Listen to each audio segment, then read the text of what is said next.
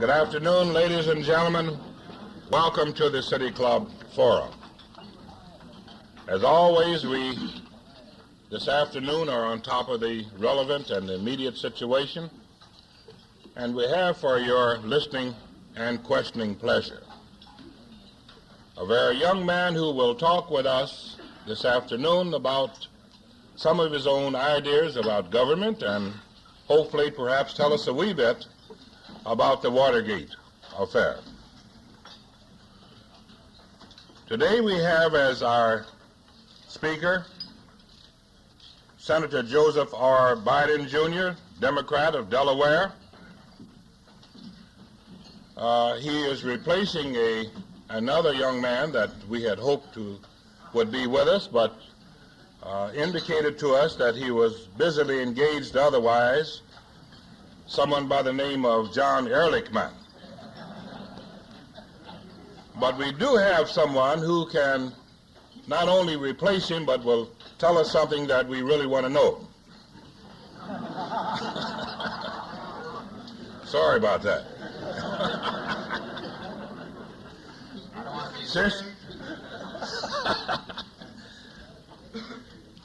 Well, the senator, we have engaged in a very exciting conversation here at the table.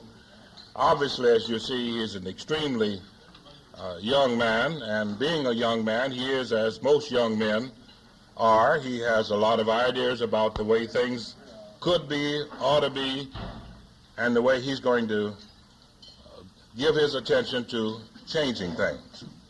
And so we are extremely proud and fortunate to have him to come with us, and I hope that he doesn't confine himself just to Watergate. I suspect any of us think we know as much about it as he does at this point. So, Senator, we want you to just sort of range around a little bit. And as you range about, you can touch on Watergate if you're so inclined, but don't confine yourself to that. Tell us everything you know. Ladies and gentlemen, it is my pleasure to give you Senator Joseph R. Biden, Jr., Delaware.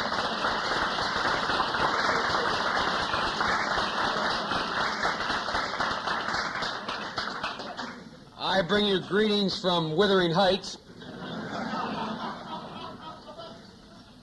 I really only need about 2 minutes to tell you all I know, but since you all are paying the bill, I guess I better speak for another 25 or so. You know, I'm just delighted that you're in Ohio and not in Delaware, because had I had an opponent that was able to so totally disarm the fact that I was young and didn't know a damn thing when I was running, I'd be in serious trouble. We in the Senate, or at least this one young, balding, not very knowledgeable United States Senator in the Senate, has been trying to figure out lately whether or not the Senate has a legitimate role in this country, or whether or not we're going to play a role that's somewhat more akin to that played by the House of Lords in England. We've been facing such fundamental issues as executive privilege, the scope of it, the question of impoundment, war powers of the President, treaty powers of the President, and now Watergate. And it should be noted, and I hope you all are duly impressed with the fact that I'm one of the most powerful men in the United States. And you ladies, are you aware of that? Just how powerful I am?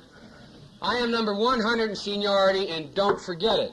To give you an idea of the extent of my power, I'd like to tell you a little thing that happened to me a couple months ago. This young lady knows I'm so powerful she wants to get close to me. She just moved right up front here. Probably has one zinger of a question when I'm finished. You know, down in the Senate there are certain things that are reserved for senators only. From bathrooms to elevators to subway cars to barber shops to gymnasiums, and they're all appropriately marked. They say, senators only. Well, you know, being a 30-year-old upstart, I felt a little self-conscious about exercising my senatorial prerogatives, and so the first month or so I didn't use any of them, especially the elevator. Being a man of the people, I rode with the press, and you can't get much lower than riding with the press. And I used their elevator. Well, their elevator, these days anyway, is just as slow as all the other elevators in the Capitol. And again, because of my importance, I have one of the largest offices in Washington. My office is as far away from the Senate floor as you can possibly get and still be in the District of Columbia. The bell, you know, we have these fancy clocks in our offices, or most senators do, I don't. My secretary has one, but my office doesn't have one. And the bells ring indicating how much time you have to respond to vote. And the 5-minute bell went off without my having heard the 15-minute bell. My secretary came around the corner and said, "Senator, I'm sorry, I forgot to tell you the bell went off. There's a vote on the floor. You have 5 minutes to make it." And as far away from the floor as I am, it literally takes 5 minutes to get there. So I went running down the corridor, turned around the corner, and for the first time, I had the gumption to push that button that said, "For senators only." Press the button, young man comes bobbing up to the 6th floor. Doors pop open, I start to walk in, he put his hand out. It's honest to God truth. I said, "What's the matter?" He leaned out and he said, "Can't you read?" It says, "Senators only." Well, what do? Do you go, "Oh, I'm a senator," at that point? So the only response that I could come up with was that I said, "Well, my name's Joe Biden." I said, "My name's Joe Biden, and I'm from Delaware." By this time, he's back in the elevator, starting down. I literally jumped in the elevator, and I said, "Look, fella," I said, "I've got to get to the subway and get to the Senate floor to vote. I am a senator." By the time we got from the 6th to the 3rd floor, and you could see it running through his mind, is it possible, he turned and looked at me, and his only comment was, "You've got to be kidding." Well, I am happy to announce to you today that he's been fired. And he'll never sass me back again. But I do applaud your judgment of inviting someone as powerful, influential, and as knowledgeable as me to speak to you. Because from what I heard at the table today, you need all the education you can get.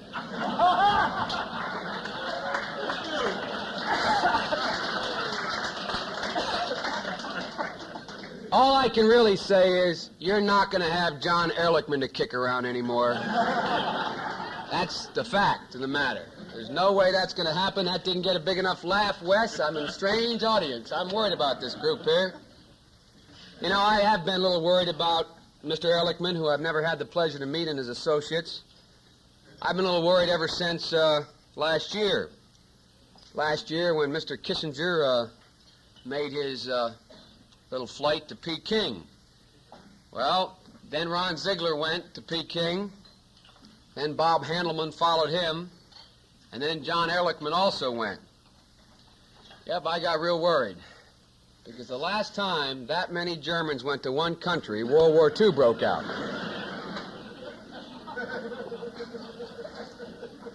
It really is awfully nice to be here in a place speaking to a group of people where you can see the microphones. As a matter of fact, Pete Halvin here phoned last week and invited me to come to speak to you all, and while we were discussing it, before I said I was going to or not going to go, I finally got to the point and I said, "Well, gee, Pete, I'd love to accept and be happy to come." All of a sudden, a voice broke in and said, "That's great, I'd like to go too." We still haven't figured out who that voice is. We're trying to track him down. I don't know where he is. And despite the fact that you're a newspaper with the plain dealer, has dealt you a little bit of an inconsistency here. I read the article about me. And by the way, I'd like to thank the newspaper. At least you all had the courtesy to put my picture in the paper, spell my name correctly, and recognize the fact I was coming. I've had trouble, or people have had trouble over the past several months, since I've become such a national figure, over the past several months, going through much of an introduction to me, because what can you say about me at 30? I mean, the things you can say you're not allowed to say when it's broadcast on the radio, and the other things you can say don't add up to much. But I've never been so insulted as to have my picture replaced with a question mark. You all put out a brochure and said, May 18th, question mark. Things are rough all over, and they're getting rougher here, so I better move on. But really, in spite of the article in The Plain Dealer, I didn't think I was going to be speaking about Watergate here today, and I have no new revelations to bring to you today. As your president so aptly put it, I don't know any more about it than you do.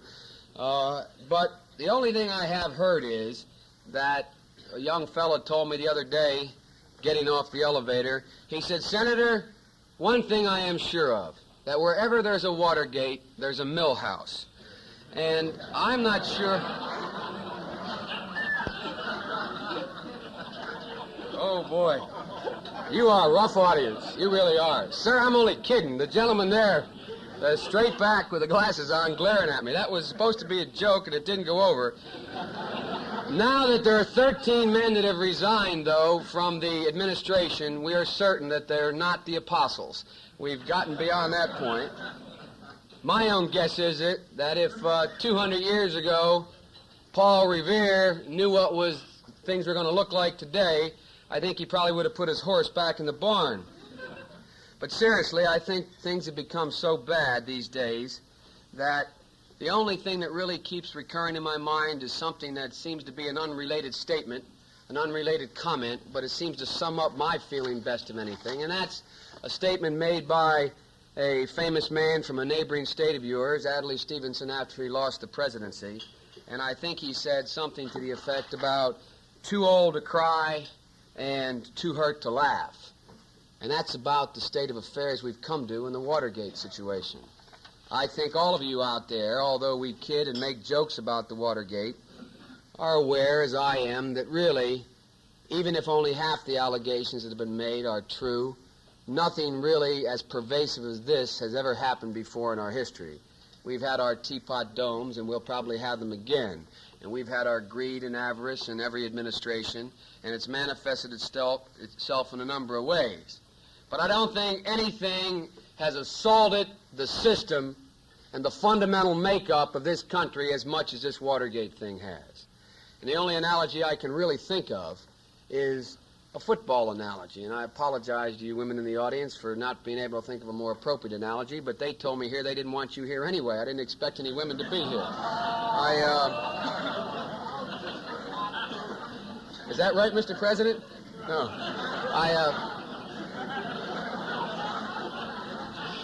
I guess I should have asked one question. Does he get a chance to speak after I do? He does? I'm going to hold the floor. I shall not yield to the president. Really and truly, the only analogy I can really think of is a football analogy. You know, there are always going to be those people who are going to be offsides, who are going to clip, who are going to punch in the bottom of the pile. But there are very few athletes who will walk across the field before the game and spike the other team's water bucket with a sleeping potion. Really and truly, I mean, I don't mean that to be funny. I mean, if the allegations that have been made are true, that's about what happened. We went beyond the confines of the whole structure. We went off of the playing field to commit our sins. We crippled the other team before they could even get onto the playing field, which is a great deal different than clipping or punching in the bottom of the pile. And you know, I think it should be made clear, and I mean this from the bottom of my heart, this is not a Republican affair. This is not the Republican Party's doing, even if only half of it is true or any of it is true. The Republican Party as a party had absolutely nothing to do with this.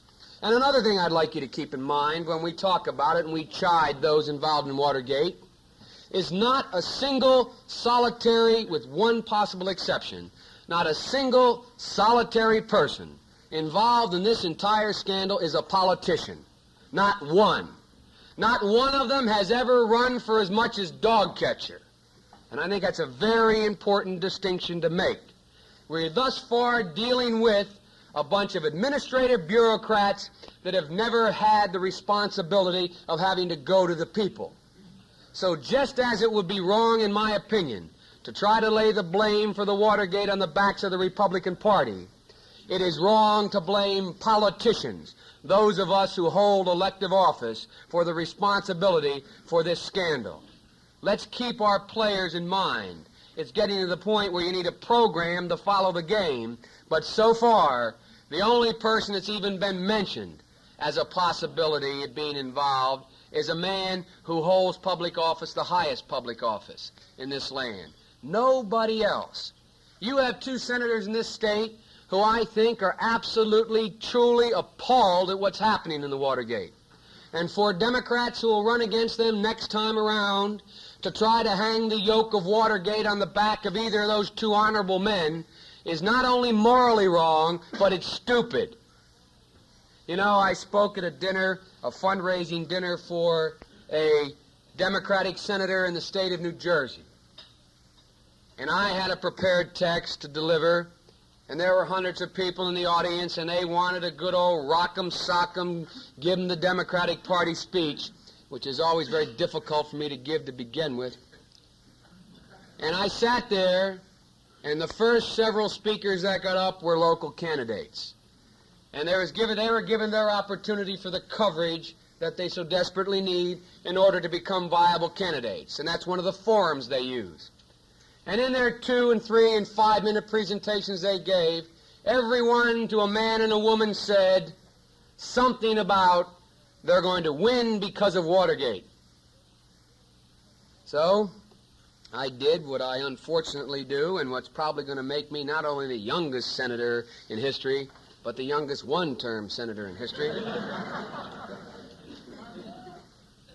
I put down the speech that my staff had labored on and got up and gave a 20-minute tirade, 15 minutes of which was devoted to the virtues of the Republican Party.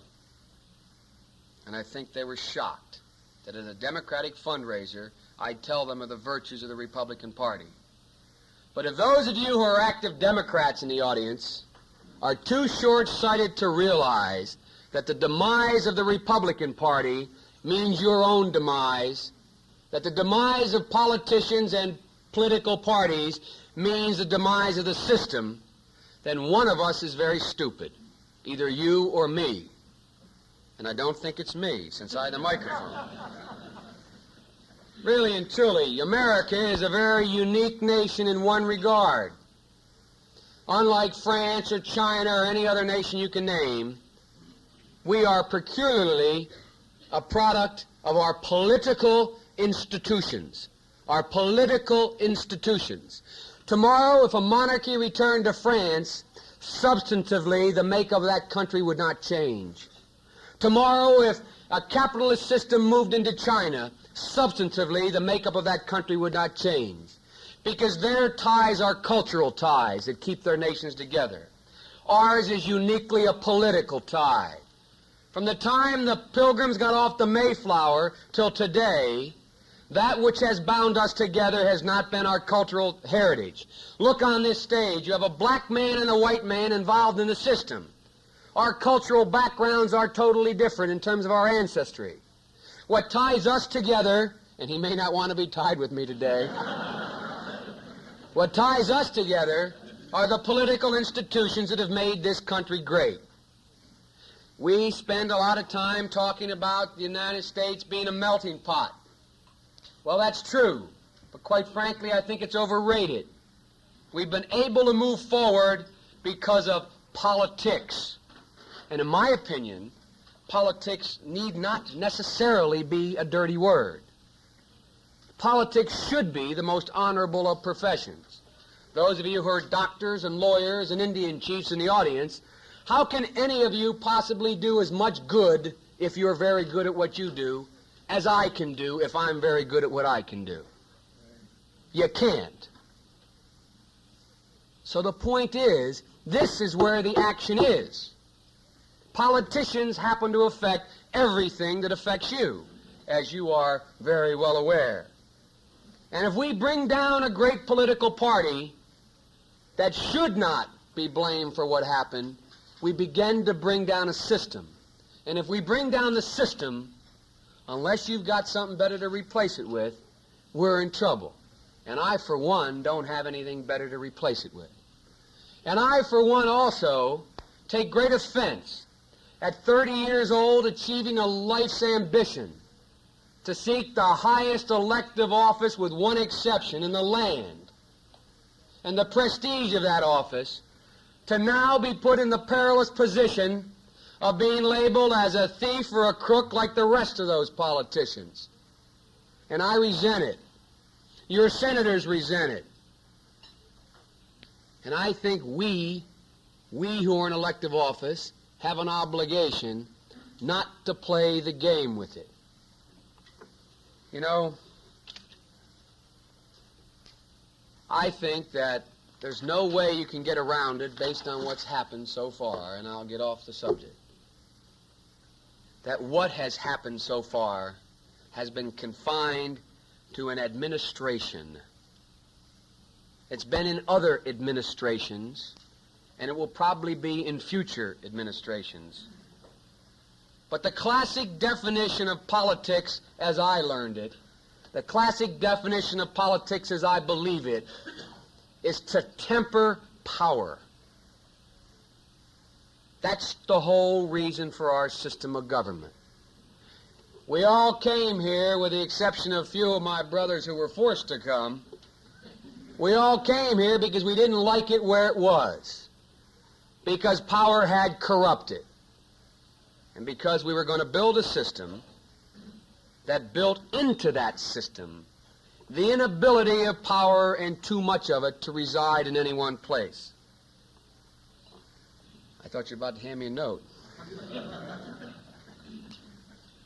And one of the things that's happened over the past decade, and happened with a relish over the past 8 years, is there has been a demise of one of the major institutions, one of those three equal branches of government, the United States Congress. And it is the Congress's fault that that demise has occurred. And the Congress, in an indirect way, is partially responsible for allowing the corruption that occurred within this administration to happen. Because had we not delegated our responsibility to at least be an equal voice in this great government, we would not have been able to allow the press to not constantly and unswervingly badger the administration for information, to come out front and be in the public, to be open to the cold, cool disinfectant of the light of day. But what did we do? Everything from the economy to the war. We decided we're not going to make that decision. Let's give it to the administration. They're better capable of making that decision. Unless we judge too sternly those who were part of that, keep in mind another side of that coin. And that is that the Congress is not equipped in 1973 to handle a $269 billion budget.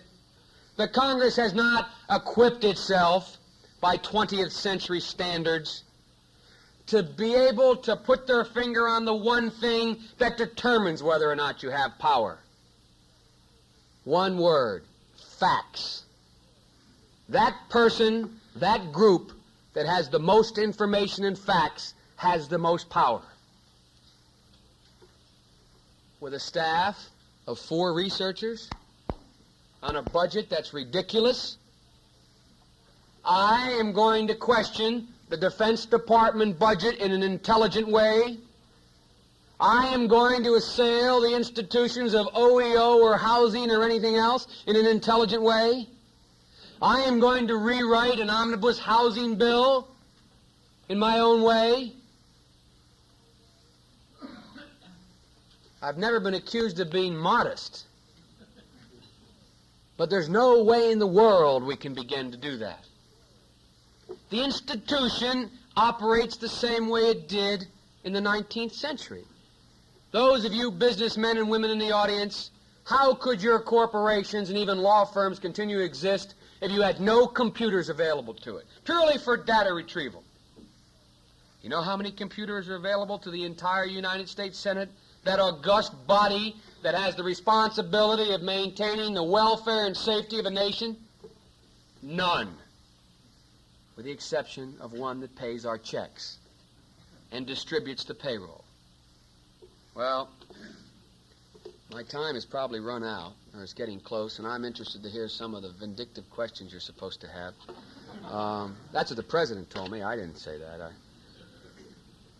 But let me finish with one thing that's going to be very unpopular, more unpopular than that which I've already said, and give you plenty of fodder to load up your cannons with. Nothing is politically right which is morally wrong.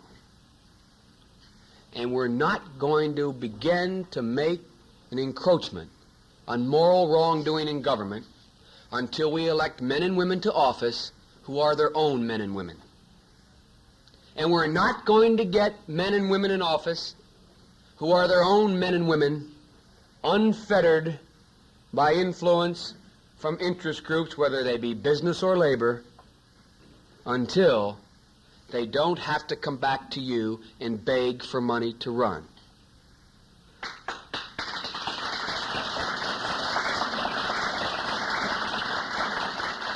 Inherent in the system that we have to run for elective office is corruption within the law. Now, this is where I get in trouble at home with my colleagues and here.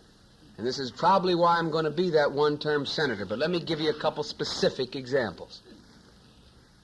To run in my state costs $300,000 this time around, or between $250 and $300. I don't know the exact figure. That's more money than any Democrat in my state has ever spent, and the young new white knight, he spent it. Spent more money than my opponent, only because he didn't take me seriously, and he had another $90,000 left over. He didn't know how to spend it in the last week when they realized I was a serious candidate. But seriously, in trying to raise that money, I fortunately had over 3,000 individual contributors. Nobody makes up any more than 1 percentage point of my total budget. Nobody for 1 percentage point gets a hold of that either. Nobody gets any more than a return phone call for that 1%. But it's not because I'm particularly moral. It's because nobody took me seriously. Had in the beginning when I started, big corporations or big labor or big wealthy individuals or big anybody come along and said, "Here, Biden, we want to contribute $20,000 to you," I probably would have taken it. Not probably, I would have taken it. Because I had to go out and borrow $20,000 and put a second mortgage on my house to get that 20 to start. But nobody took me seriously. And all the people whose doors I'd knock on and say, "I need help," they'd say, "Lots of luck in your senior year, son. Come back when you've grown up." So my young brother, at the ripe age of 23, set out to raise all my money for me. And he raised me $250,000. Now, I don't know what he promised in return for that.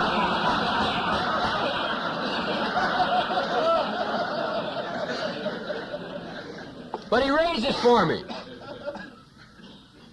So now I've got a $30,000 campaign deficit, and we're doing something that I don't think, and according to my colleagues, has never been done before. We're going back to the people of Delaware with a statewide mailing, setting out exactly how much money I spent, exactly what I spent it on, exactly from whom I got it, exactly how much I owe, exactly to whom I owe it, and begging for their help. A United States Senator, and I can say this without equivocation, can pick up a phone today. I can walk in your lounge and raise $20,000 by 2 phone calls without doing anything illegal, without promising a vote, without saying that I'm going to do something under the table for you. and reporting it all. But you know what you have to do that? You have to put yourself in the position of at least running the risk of prostituting your own intellectual situation. Let me give you two examples. There was one labor union, completely ethical, completely above board. Went down to see them in Washington. I knew anybody that they were in fact contributing to got $5,000. That's what they got if they were endorsed by this particular union. Well, we walked in and sat down. My brother was with me. He told me what they were given. We went through the social amenities about whether or not I could win or not. Then we got to the question of issues. And the president of the labor union justifiably asked me, Senator, had you been in the 92nd Congress, how would you have voted on the SST? Now, I am stupid, but not particularly stupid. I knew the right answer for $5,000. I'm serious. I'm really serious. Second question. How would I have voted on bailing out Lockheed? I knew the right answer to that one, too. But the fact of the matter is I would not have voted to bail out Lockheed. I would not have voted for the SST, and only because I had a Republican Scotch Presbyterian wife who had a backbone like a ramrod and the ethic of Jehovah was I afraid to say what I wanted to say. Yeah, I would have supported SST. Yeah, I would have voted for it. Instead, I told them, no, I wouldn't. They're very cordial, said, good to see you, lots of luck, you know, another cup of coffee. 2 weeks before the election, the people in my state all of a sudden realized we weren't kidding. We just may win an election. Some very wealthy, very honorable leaders in the community wanted to hedge their bet. I got a phone call. Will you come and visit with us? 13 of them. To a man worth well in excess of $1 million. Sat down and said, let's get right to the point, Joe. We know that when you run for elective office, all you politicians have to raise issues that you think the public want to hear. You've been talking a lot about the need for tax reform. Now, Joe, we want to know, do you really mean what you say about capital gains? I knew the right answer for that one for $20,000. And when the polls are showing you a percentage point behind, 2 weeks to go in the election, a direct proportion between the amount of radio advertising you have and what you are in the polls, and you've devoted 2 years of your life, put your heart, soul, and family into winning an election, believe me, it's not easy to say, no, I meant exactly what I said about capital gains. No one would have known in that room except me and my brother and those men. And I would not have had to make any promise. They didn't ask me to do anything unethical. The contributions would have been above board. They would have been reported. And I would have felt much better about the possibility of my winning. Unless you think that we in politics are just a little more spineless than the rest of the people, how many of you want to appear in the second edition of Profiles in Courage? Not a whole lot of us do. And I don't think we're much different than any of you in the audience. So what's the answer? The only answer I have, and it's a strong suggestion that I've suggested to the Democratic caucus, alienated some of my senior senators quite possibly, but fortunately, after some debate on the subject, they passed a resolution, the Democratic caucus, 57 members, saying we support the federal funding of federally elected offices.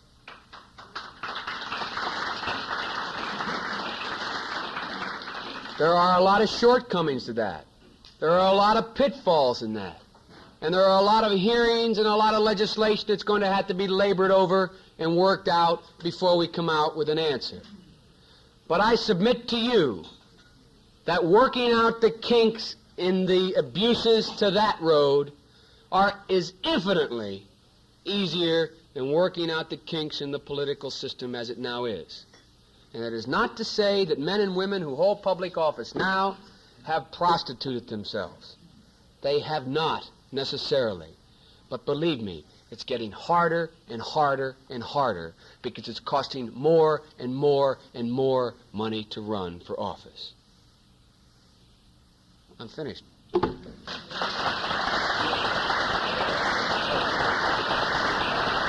you. Thank you so very much. I think that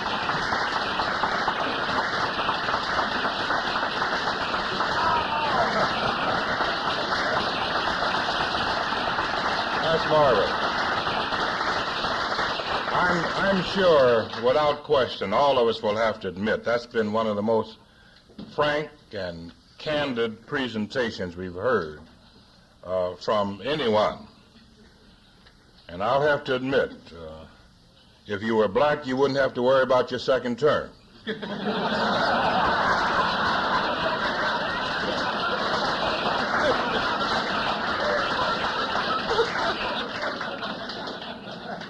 But I've got some cousins out there. We'll have to get in touch with him and see what we can do. I think you're a great guy, and seriously, this has been one of our finest presentations, sir, and we're extremely happy that you came to us and gave of yourself so willingly and so honestly. And now, while you do get your questions together, let me again tell those of you who are not members of the City Club that it's this kind of a presentation that we attempt to bring before you at all times.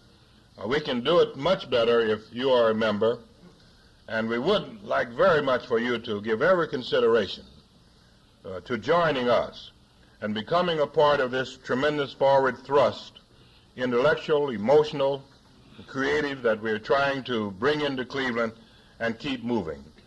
Give us consideration and join us. Next Friday, the Honorable Milton J. Shapp, the Governor of Pennsylvania, will be with us. I think most of you know quite a bit about the governor. He's an industrialist, author of several texts, academician, etc. We think that he's going to make a very fine presentation. We invite you to come and be with us next Friday. We'd call your attention to the Anvil Review.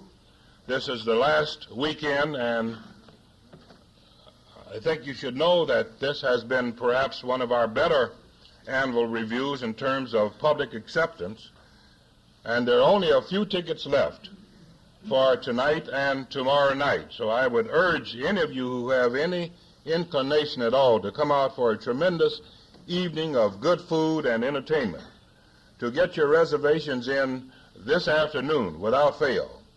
This is one of our better shows, and the meal, I can testify, is just tremendous. And somewhere between the humor and the meal, we think you get more than your money's worth. All right, now let's have our questions. Senator, does your proposal for federal funding of federally elected officials provide for financing the challengers? I beg your pardon, provide for financing what, sir? The challengers campaign. Yes, that's really one of the primary reasons for it. We incumbents have little trouble, if we play the game the right way, getting the money. But that's the whole point. Not the whole point, a major part of the point. Where the problem's going to come in banging out the legislation is what qualifies a challenger. And, it's real easy. You start off in the two parties' nominees, and that's easy. But then we move into third parties and primaries and those questions. I don't have the answers to those. But we've gotten a commitment from the Democratic majority now that we'll begin to hold extensive public hearings in the Rules Committee, and I forget the other committee now, to tell you the truth, to begin to try to garner testimony to bang out these questions. Senator Biden, the British have a system where they require that there be a real limit on the amount of spending in a parliamentary election, and they do it by making it illegal for the candidate to spend more than a certain amount, and they make it illegal for anybody else to spend money on the candidate's campaign unless he gives them permission. And he has permission to give only up to a certain amount, so that they have a really effective ceiling on the amount that is spent. And I wonder if that isn't a more important equalizer than federal funding of a particular campaign. With all due respect, I don't think it even begins to approach the problem that I'm really talking about. We have a similar system today. We had that system under the Nixon administration this time around. We had a system which limits the type of contribution, the means by which the contribution can be made, and the amount of money that can be spent on media, which is considered by most to be, the theory was if we limited media spending to a total spending on all media to 10 cents per eligible or potential registered voter in a state, that we would bring it into line and limit the spending. So what we did, we forced an awful lot of money underground. And money in that volume tends to have an extremely corrupting influence. But even if that were not the case, what it seems to me is it doesn't get around the problem of those of us, maybe you included, who've had to go out to raise that money to run for office and know what you have to go through to get it. And, unfortunately, there aren't a whole lot of people who want 236 public housing that have a lobby that can contribute to your campaign. There aren't a whole lot of handicapped people who want to see the National Rehabilitation Act, which was vetoed by the president, passed. They can't contribute a whole lot. So our vested interest groups tend to be narrowed a great deal. Those from whom we can get money tend to be narrowed. And by the way, I've taken money from vested interest groups, and it's been ethical money, and they've given it in an ethical way. But it doesn't get to that problem. I, quite frankly, like the feeling of being fairly unfettered. I would enjoy the feeling of knowing that if I said something, I wasn't going to have to worry about alienating that contributor or those groups of contributors that were going to pull out the $50,000 they gave me last time, which they didn't do, but they gave me last time, and next time give it to my opponent. That's something you've got to worry about running for public offices, I'm sure you're aware. And although I do think that the British system is a step in the right direction, I think the step we took thus far is a step in the right direction. But I don't think it's that giant step we have to make. Yes, sir. Thank you for answering in your presentation the question I told you I had set for you. That is... But you didn't tell me the question, though. Oh, all right. Is it better for America, and what did you do, when running for office, to prove yourself better than your opponent, or is it easier and more better attainable to make your opponent look worse than you do? I happen to... But you answered that very well, I thought, in there. Now I have the other question. How about the... It was a fine presentation. You promised me you were going to give me a chance to answer that one. Well, you've I'm only answered it. teasing. Go ahead. Yeah, go ahead. I thought it was a fine answer in your presentation. The other is the people who offer the money in the Teapot Dome or anything else like that, they seem to get by with it, and yet the man who's in politics gets hung with it. Now, is there any way that we can make the person who offers the bribe responsible? Well, first of all, under the law, he can be made responsible. We have the criminal law to do that. But the real thing you're getting at is, should an elected public official be strung higher than anybody else for the same crime? And I happen to think he should. I think if I commit some malfeasance in office and you commit it as an attorney, that you should be strung less high than I. And the reason for that is I go to the people and I take an affirmative position and ask them, trust me, I'll be honest with you. You don't, it's implicit in what you do, but you don't go out seeking it. And when, in fact, I violate that confidence after having overtly promised it, I think I'm susceptible to more severe criticism than you. Truth happened to be in vogue last year, and that's one of the reasons why it worked. Yes, sir. Side effects of Watergate will be that Congress may recover some of the power it has lost to the executive, and a corollary to that, if they do recover the power, what assurance do we have that they will have the sources of information via computers, etc., to utilize it properly? Good question, I think. First of all, they're not going to be able to recover it unless they get the sources, because we cannot even attempt to banter with the administration. And by the way, let me make it clear. The Democratic administration, the last one from what I'm told, was just as secretive and just as uncooperative as this administration is. As I said, I think power tends to, if not corrupt, at least centralize. And were I president, I might not, and by the way, I will not run if nominated, and if elected, I will not serve. Were I president, I might very well want to, let me put it this way. If we elect a, quote, liberal Democratic senator next time around, or president next time around, I have no confidence whatsoever that the thing will change one little bit in terms of the relationship between the branches of government. And that third branch called the judiciary, which we all tend to forget. A little anecdote, and I'll answer the next question. One senator stood up. I was presiding over the Senate, which is not a task anyone seeks. And I was presiding over the Senate, and this fellow stood up and made a very, very compelling argument as to why the legislative branch of the government, the Congress in particular, should reassert itself and become an equal with the administration again, so on and so forth. He had 7 minutes left. He put that speech down and turned to his next speech, and he said, now. And he began to just totally emasculate the whole judicial system. He talked about no life tenures for Supreme Court justices. He talked about moving the court completely into the political mainstream. He talked about, and he went on and on. By the time he was finished, we had 2 left. What he really wanted was one powerful branch of government, the legislature. And so, it's a two-edged sword. It works both ways. But we're not going to get that power back until we change the way we do it, and we're not going to be able to keep it unless we show the people that we are fiscally responsible. What we've always done, we've never really asked the question. I say, sure, I like that bill. We'll vote for it. That's $2.7 billion. Or that I like that new B-1 bomber or the Trident submarine for $18 billion. We'll do it. But how many senators then also stand up and say, and by the way, where we're going to get that money is we're going to raise your taxes such and such a percentage point, or we're going to alter the tax structure to raise that money, or we're going to do. We don't talk about the other end of it. And I think we in Congress have to do that. I'm not quite sure I'm capable of doing that. I'm not sure how we go about doing it. I've co-sponsored a piece of legislation with one of your neighboring senators in the next state over, or 2 states over, about this budgetary process. But that's another story. Yes. Senator, I have 2 questions. The first is, how much would it cost to get you to move to Cleveland? Well, my wife, prior to her death, set our price at $2 million tax-free, and I think that would do, probably. Okay. No. Second one is more serious. We've heard a lot of talk about the processes of government coming to a standstill in Washington as a result of the Watergate scandal. Can you give us an idea of just how extensive this is and what the scuttlebutt is in Capitol corridors about any possible action against the president?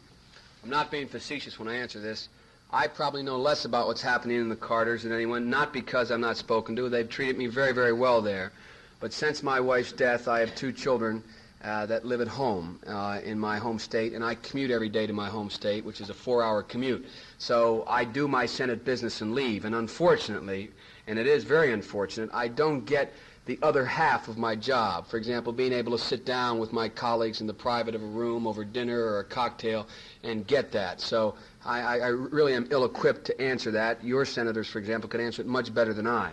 But the perception I have of what's happening down in Washington is, you're correct, that the processes of government are coming to a standstill. If not a standstill, they're slowing down very drastically. The focus is now off that real important question of the relationship of the 2 bodies. We are now no longer pushing forward on the impoundment question, the executive privilege question, the war powers question, the treaty powers question. They are sort of being shunted aside and to what is considered to be the more compelling question. But I do think government does go on. As Woodrow Wilson said, Congress in committee is Congress at work, and the committees are still meeting. There's an ancillary effect of this whole thing, though, is that the staffs, all our staff, for example, I purchased a small television for my office, a little 9-inch job that goes in my desk. Well, as soon as I leave my office, it's gone the last couple days because my whole staff takes it and they sit down and watch the Watergate hearings. And I think every staff in the Capitol is probably doing that kind of thing. So there is a great slowdown. What will happen in terms of how long that will continue, I don't know. And I'm sorry I don't have more inside information to give you. Yes, sir. Ma'am. Yeah, Senator, I find you very articulate. May I ask I find you to the very best... lovely. Come on up front. The rest is not very good. That's what I thought. That's why I tried to compliment you. I thought I'd scare you out of it. To the best of your knowledge, Senator, do you believe that the Democratic Party has ever been involved in something as atrocious as bugging? Sure, yes. Yes, I do. But bugging isn't the question, kiddo. We're not even talking about bugging. You know, The rumor was that Robert Kennedy used to walk into his office in the morning when he was a senator and pick up the phone and say, "Hello, everybody, how are you?" And the counter to that was the reason he was able to pick it up and say that is when he was Attorney General, he was doing the bugging. So, you know, I'm sure that bugging has gone on. And I'm sure, and that's offensive to everyone. It's particularly offensive to somebody like me who's being bugged if I am. But as one of my colleagues said, "Joe, you're not important enough yet to be bugged, so don't worry about it." He's probably right. But really and truly, it has gone on. But I don't know that there's been such an assault on the system before. I don't think there's been such an overall comprehensive plan of such magnitude as to completely eliminate the fields to begin with, number one, and number two, to subvert the whole process. I don't think it's been done on that grand a scale. Let me say for the record, clearly, Democrats are as immoral as Republicans, and maybe in big cities a good deal more immoral in the traditional sense. But as a practical matter, politicians as a whole, in my opinion, having practiced law for 4 years, are a good deal more moral than lawyers, for example, or doctors, or businessmen as a whole. So, you know, we're no different.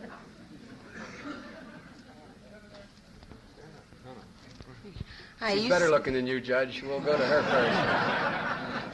You said that there weren't any elected officials involved in this scandal, except for maybe one, maybe the president. Do you think as a solution to that, maybe to the corruption, that maybe some of the cabinet offices should be elected, or that a candidate for the president ought to announce who he might appoint to those offices before he's elected? Well, it's sort of a two-part question. No, I don't think they should be elected. I think that the president has to be able to surround himself with people that think the way he does in order to run an administration. But what I think we have to do is open up the cabinet posts in terms of their visibility and the president's visibility to these guys with the cameras and those guys with the microphones, the legitimate ones, and those guys with the pencils who are writing all this down. Because I think that the press serves such a function that it can, in fact, keep us straight. There are too many bright, too many competent reporters for us to get away on a national scale with what we would have been able to get away with on a local scale or had in the past. And I think that one of the reasons why this was able to build to the point that it was is that the press, I quite frankly think, and boy, oh boy, I'm getting worried about what I'm saying now. I think that the press was slightly intimidated last election. And I think that the television stations were slightly intimidated last election, rightfully or wrongfully. And I don't think they kept the pressure on the administration to come forward and even state what their positions were on the issues. And I think because of that, we allowed this sort of closed circuit to build up behind the gates of the White House like it's never been done before. And I think, you know, we've got to open it up to the clean light, you know. But I don't think it should be elected. The president has to have his own men, and things like executive privilege in certain legitimate and limited areas have their place. Impoundment in certain areas makes some sense and is constitutional, but, you know, I'm talking about the excesses. The justice here, oh, excuse me, I'm sorry. I always look at the judge first.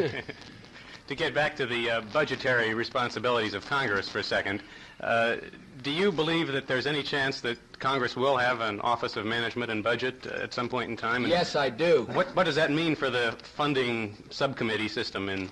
I think it means a drastic change. And I'll be happy. Do I go to 1:30? Is that when we cut off? So I'll be happy to discuss that in detail with you, because you put your finger right on the crux of the problem. We've got to be able to manage our own budget, and right now we don't have the procedure, and a number of the committees in Congress are not going to be too delighted about that change. Senator, yes, Mr. Justice. For some time I've had the feeling that the Southern senators are warmer now toward the problems of the Negro in America. Have you had private conversations with them, or do you feel that way about it, or have they talked to you privately about their changed attitude toward these problems? I have had a number of conversations with the Southern senators, and we get about 40 to 50 requests a week to speak nationally, and just as if I were elected with one eye, I'd be an anomaly, and they'd want me to speak. I'm 30. That's not because of any merit. Just because I'm 30, they want to see if I can talk.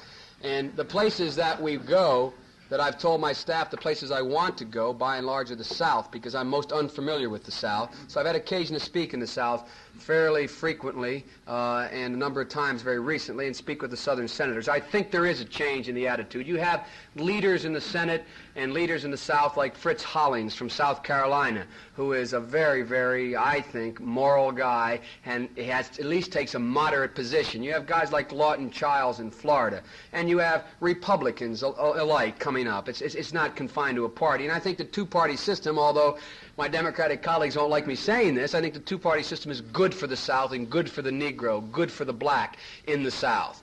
Other than the fact that they still call me boy, I think they've changed their mind a little bit.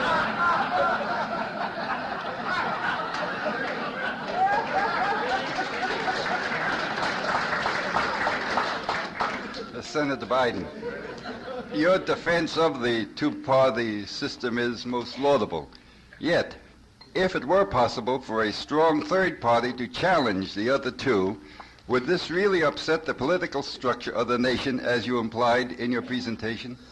Well, let me make something, as a friend of ours would say, perfectly clear. I'm not sold on the two-party system. I'm not saying that. All I'm saying is we really only have two parties now. If one goes down, they all go down. If there were three parties, if the American party were an equal party in terms of effect on the nation, and the Republican Party went under, all three parties would go under. I wasn't making the argument that we have to keep the two-party system. I'm saying we have to have a party system, politicians, and people who run for office answerable to the people. That's what I meant. Can I, before we go off the radio, I was handed this a while ago. A radio listener wants to suggest that Senator Biden be impeached. Now, Senator Biden mentioned some address whereby interested people in our area could send a contribution. Well, I didn't read that whole thing. I can give you that address. You can send it to the new Senate. I really didn't know that's what it said, but I'll say it. The new Senate office building in Washington, D.C., care of Biden for Senate Committee. I think Herbert Moder, M-O-D-E-R, is the treasurer. He's a Republican, too. I gathered from the body of your speech that you subscribe to the theory that if the American public has the facts, it'll make the right decision. How do you account, then, for the disinterest among the people of this country in the expose now taking place over the television sets of America? Two things. First of all, my wife used to say that how would I have felt about the intelligence of the American public had I lost? So I must be candid about it. So far, they're brilliant. But really and truly, to be very serious about it, I think it's like those of you who are doctors in the audience know that your patient, if you're a GP, and you suggest that that patient has a lump, go check with a cancer specialist, there's an extreme reluctance on the part of that patient, even though they know it may save their life, to get to that specialist, because they don't want to find out. There is a built-in mechanism to not want to know and to try to put it out of your mind. And I think that same thing is happening on a national basis, number one. Number two, I think that the press has grossly underrated the interest of the American people. I'm very close to the people of my state in the sense that I met them all. I mean, I probably literally shook hands with 200,000-300,000 people in my state campaigning 2 years. I go back and I go to them. And everyone wants to know about Watergate. Everyone that I speak to is concerned about it. But in a poll that you take, it's going to be misleading because people are getting tired of being questioned about it because they have to come up with an answer and they have to come up with an alternative. There's only two alternatives to the bitter end of this thing, one of which is palatable. That is, if Mr. Nixon is involved, which I pray to God he's not, because it will be terrible for the country if he is. As much as I'm not fond of him, I think we've got to say that he is innocent until he is proven beyond a reasonable doubt to be guilty. We cannot commit the same sins that some of his followers have committed in the past of forgetting that we have a thing called the Bill of Rights, and the thing says that you're in fact innocent till proven guilty beyond a reasonable doubt. But if in fact he were proven to be involved, we left with one or two alternatives, neither one of which is good. The country goes in chaos. Johnson, they never anticipated an impeachment proceeding like this back in 1868 and 69. This is nothing. The world was so slow then, it's not even comparable to what will happen now. But secondly, the reason why I don't want to see the president go under is the alternative we're left with. Next question.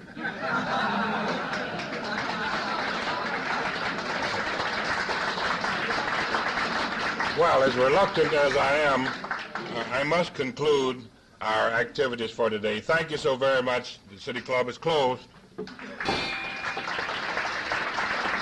Thanks so very much.